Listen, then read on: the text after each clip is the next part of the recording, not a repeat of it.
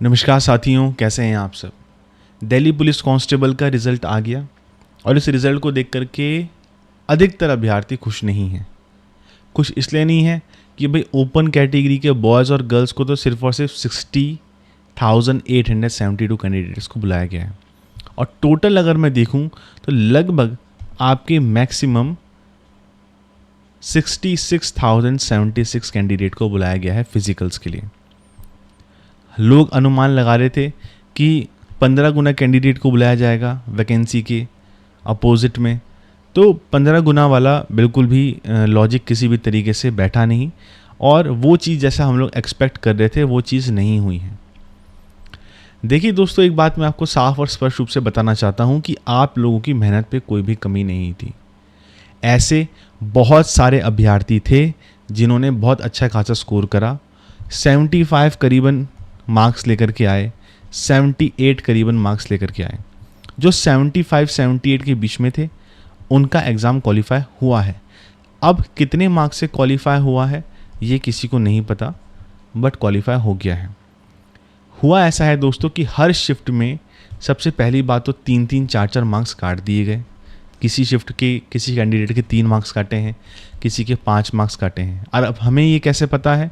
क्योंकि हमारे साथ जो कैंडिडेट जुड़े हैं टेलीग्राम चैनल पर, उन्होंने हमें ये इन्फॉर्मेशन दी थी और कुछ व्हाट्सएप में भी जुड़े हैं, उन्होंने बताया कि भैया मेरे 75 मार्क्स थे पर मेरा नहीं हो पाया अनरिजर्व कैटेगरी से।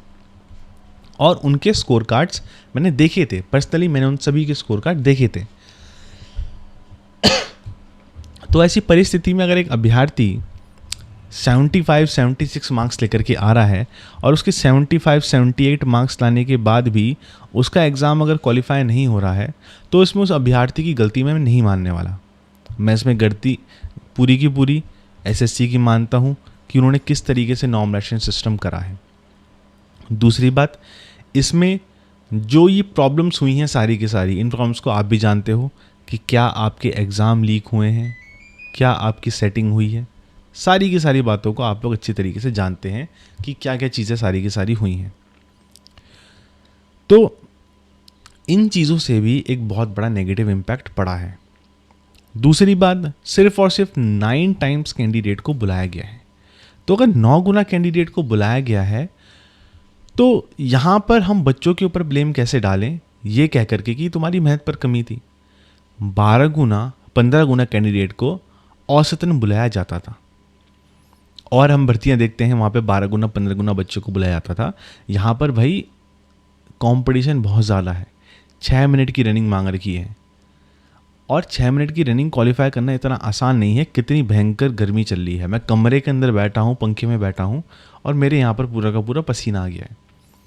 तो इन चीज़ों को कहना कि कंपटीशन नहीं है, कंपटीशन आसान है, मैं कुछ लोगों की वीडियो देख रहा था, वो बहुत बड़े बड़े यूट्यूबर हैं, वो कह रहे थे कि कंपटीशन अब कम है क्योंकि सिर्फ 9 गुना बच्चों को बुलाया जाएगा। तो ऐसा नहीं है दोस्तों। कितनों को बुलाया गया, किन को नहीं बुलाया गया, वो एक अलग चीज़ है। पर गलत चीज़ हुई है यहाँ पर कि सिर्फ और सिर्फ 9 गुना बच्चों को बुलाया गया। 9 गुना कैंडिडेट को बुलाने का कोई सेंस बनता ही नहीं था। इस गर्मी में अभ्यर्थी के लिए 6 मिनट दौड़ना अपने आप में एक बहुत बड़ा चैलेंज है। और जो लोग कहते हैं कि ये चैलेंज नहीं है, तो उनको मैं बता दूं, जो बच्चा दौड़ता है टाइमिंग के लिए, 1600 मीटर की टाइमिंग के लिए जो दौड़ रहा है, उसको पता है कि उसकी कितनी एनर्जी और एफर्ट लगता है उस चीज़ में। दूसरी बात यह है कि 9 गुना को बुला दिया गया है और मेरिट आपकी कम जाएगी, अगर आप ये सोच रहे हैं तो आप अगेन एक काफ़ी बड़ी गलती कर रहे हैं। मेरिट लिस्ट आपको बढ़ते हुए दिखेगी ही दिखेगी। उसके ऊपर से मैंने एक अलग वीडियो बनाई है, उसमें मैं अलग से चर्चा करूँगा।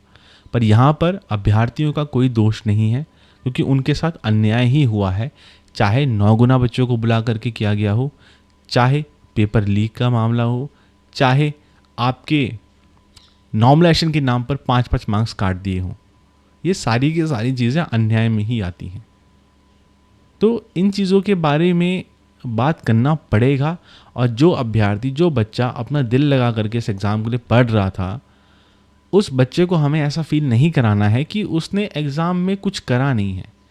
कोई विद्यार्थी 0.1 मार्क्स से बाहर हुआ है सिर्फ और सिर्फ नॉमिनेशन सिस्टम की वजह से। और ये बात आप भी जानते हैं कि एसएससी का नॉमिनेशन सिस्टम कितना पैथेटिक है, कितना बेकार है। फिर भी ऐसी बातें करना बच्चों के लिए कि आपका कंपटीशन कम है, मतलब सही नहीं है। मेरे को किसी भी एंगल से सही नहीं लगता। अगर हम किसी का मनोबल बढ़ा नहीं सकते तो हमें उसका मनोबल घटाना भी नहीं है। बट अब हम कहें तो क्या कहें, क्योंकि अभी कैंडिडेट काफ़ी ज़्यादा निराश हैं और मेरा तो उनसे आग्रह यह है कि आप लोग अपने बैकअप ऑप्शंस भी देखें, क्योंकि बैकअप ऑप्शंस का होना बहुत ज़रूरी है। सिर्फ एक भर्ती के चक्कर में आप लोग मत बैठें। एसएससी जीडी का अच्छा खासा ऑप्शन था। एसएससी जीडी में भी आज के टाइम पर आप लोगों को अग्निवीर वाला जो कोटा है वो देखने के लिए मिलेगा। तो आने वाले समय में जो ओपन कैटेगरी की जितनी भी वैकेंसीज़ हैं, ओपन कैटेगरी की जितनी भी सीट्स हैं, वो आपको कम होते हुए ही दिखेंगी। चाहे मैं अनरिजर्व की बात करूं, चाहे मैं ओबीसी की बात करूं, मैं यहाँ पर ओपन कैटेगरी की बात कर रहा हूँ। क्योंकि अग्निवीर कोटा एसएससी जीडी में आएगा, फिर उसके बाद इनका मन हुआ तो क्या पता ये लोग इस चीज़ को दिल्ली पुलिस कांस्टेबल में भी लागू कर दें, अग्निवीर को पुलिस में भी लागू कर दें, क्योंकि इनको तो एट दी एंड बंदा चाहिए ना, और इनको गुडविल क्रिएट करनी है। तो ये सारी की सारी समस्याएं हैं। तो आने वाले समय में आपको भर्तियों में वैकेंसीज़ भी कम देखने के लिए मिलेंगी। आपको भर्तियों में जिस प्रकार की चीज़ों को, समस्याओं को हम समझ रहे हैं वो भी आपको देखने के लिए मिलेंगी। तो मतलब काफ़ी प्रॉब्लम्स हैं और काफ़ी प्रॉब्लम्स आएंगी। बट कोई बात नहीं, लड़ना आपके नसीब में है, हमारे नसीब में है। हम लड़ेंगे, हम मेहनत करेंगे और जो भी हमसे बनेगा हम उस चीज़ को करेंगे ही करेंगे। बाकी आपके इस चीज़ के बारे में क्या ख्याल है, आप कह सकते हैं, बता सकते हैं। और आप खुद देख सकते हैं आज कि मैं खुद कितना निराश आपको दिख रहा हूँ, क्योंकि मैंने देखा है कैंडिडेट्स को मेहनत करते हुए। एक वक्त था जब हम भी इसी श्रेणी में थे, हमने भी बहुत मेहनत करी, कुछ चीज़ें नहीं हुई हमारी फेवर में, जो चीज़ें हमारे हाथ में नहीं थी वो चीज़ें नहीं हो पाई। पर आज हम अच्छी जगह हैं, अच्छी जगह काम कर रहे हैं। तो रास्ते बनाने पड़ते हैं, परंतु हर कोई रास्ता नहीं बना पाता। नसीब भी कई बार खेल खेल देता है, इस बात को आपको समझना पड़ेगा। तो नसीब से ज़्यादा और नसीब से कम किसी को नहीं मिला, परंतु ऐसा नसीब भी नसीब नहीं है कि जहाँ पर कैंडिडेट ने अपनी तरफ से मेहनत करी है और उसके मार्क्स ही आप रिडक्ट कर दे रहे हो, उसके मार्क्स ही आप कम कर दे रहे हो। आप कैंडिडेट ही 9 गुना बुला रहे हो, जब आपको पता है कि गर्मी है और गर्मी में बच्चा नहीं दौड़ पाएगा। अगर आपने 9 गुना बच्चों को बुलाया है तो उसका मतलब ये है कि आपको पता है कि आपने फिज़िकल लेट करवाने हैं। क्या पता आप सितंबर के टाइम पर कराओ, पर सितंबर, अगस्त सितंबर के टाइम पर बरसात रहती है, गर्मी कम हो जाएगी। तो ये जितना भी महीना है, जून से लेकर के जुलाई वाला, आपका अगस्त वाला, आपका सितंबर वाला, आपका अक्टूबर भी थोड़ा बहुत ठीक है। तो अक्टूबर के टाइम तक अगर आप सोचेंगे कि भर्ती की दौड़ करवाएंगे तो ये चीज़ नहीं होने वाली। करवाएंगे ये गर्मी में ही, और इस गर्मी में बच्चा कैसे दौड़ेगा 6 मिनट? दौड़ने वाले दौड़ेंगे, इस बात से हम डिनाई नहीं कर रहे। दौड़ने वाले अभ्यर्थी हैं, दौड़ेंगे। मरता मरता ना करता तो क्या करता? जिसके पास और कोई ऑप्शन ही नहीं होगा, विद्यार्थी के पास जिसके पास कोई और ऑप्शन नहीं होगा, जिसको अपने घर परिवार में एक सरकारी नौकरी ला करके देनी होगी, वो बच्चा क्या करेगा? उसको दौड़ना ही पड़ेगा, और कोई ऑप्शन नहीं है दोस्तों, इस बात को समझो, और कोई ऑप्शन नहीं है। तो चीज़ें सही मुझको नहीं दिख रही हैं। ठीक है, हुआ है, बच्चों का क्वालिफाई हुआ है, किसी न किसी का तो होगा ही। जिन्होंने मेहनत करी थी, जिनका क्वालिफाई हुआ है, उनकी भी मेहनत है। अब स्कोर कार्ड आएगा, स्कोर कार्ड आने के बाद पता चलेगा।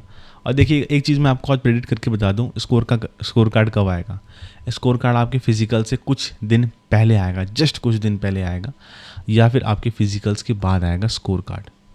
देख लेना, मेरी बात आज लिख लो, मेरी बात का आप स्क्रीनशॉट ले लो।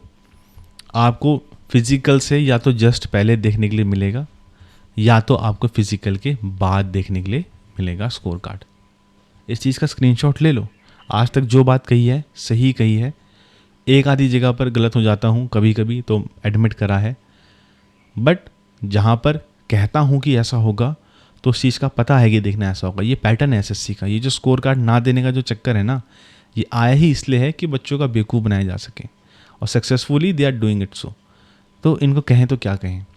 बाकी निराश आप लोगों को नहीं होना है दोस्तों, आपकी मेहनत अच्छी थी, आप लोगों ने काम अच्छे से करा है, आप लोगों ने स्कोर अच्छे से लाए हैं। वो नॉर्मलाइजेशन सिस्टम लगभग हर कोई ही इससे पीड़ित है। सिर्फ 5% 10% बच्चे थे जिनका एग्ज़ाम क्वालिफाई हुआ है, और जिनका एग्ज़ाम क्वालिफाई हुआ है उनके भी मार्क्स काफ़ी ज़्यादा थे, और इस रेंज में उनके भी कटे हैं, कटने के बाद वो इस रेंज पर आए हैं और वो पास हुए हैं। तो इस चीज़ को मत सोचन, जैसे इन्होंने CHSL में खेल करा था सबके साथ, वैसा ही खेल इन्होंने दिल्ली पुलिस कांस्टेबल में भी करा है। और मैंने आपको कहा था कि देखना दिल्ली पुलिस कांस्टेबल का रिजल्ट सबसे लास्ट में आएगा। मेरी वीडियो उठा करके देख लेना AW से पहले वाली, मैंने कहा था कि दिल्ली पुलिस कांस्टेबल का रिजल्ट पहले नहीं आएगा, सबसे लास्ट में आएगा, क्योंकि ये लोग खेल करेंगे तुम लोगों के साथ। खेल कर रहा है इन्होंने, क्या बोलें अब। बाकी मैं तो बहुत निराश हूँ, और इस चीज़ को लेकर के मैं काफ़ी कंसर्निंग हूँ कि आने वाले भर्तियों में क्या होने वाला है। अब आप लोग अपनी फ़िज़िकल की तैयारी करो अच्छे से, जिनका एग्ज़ाम क्वालिफाई हुआ है, और जिनका नहीं हुआ है कोई बात नहीं, आगे आने वाली अपॉर्चुनिटीज़ मिलेंगी और अच्छे से आप करना। Have a nice day, bye bye, जय हिंद।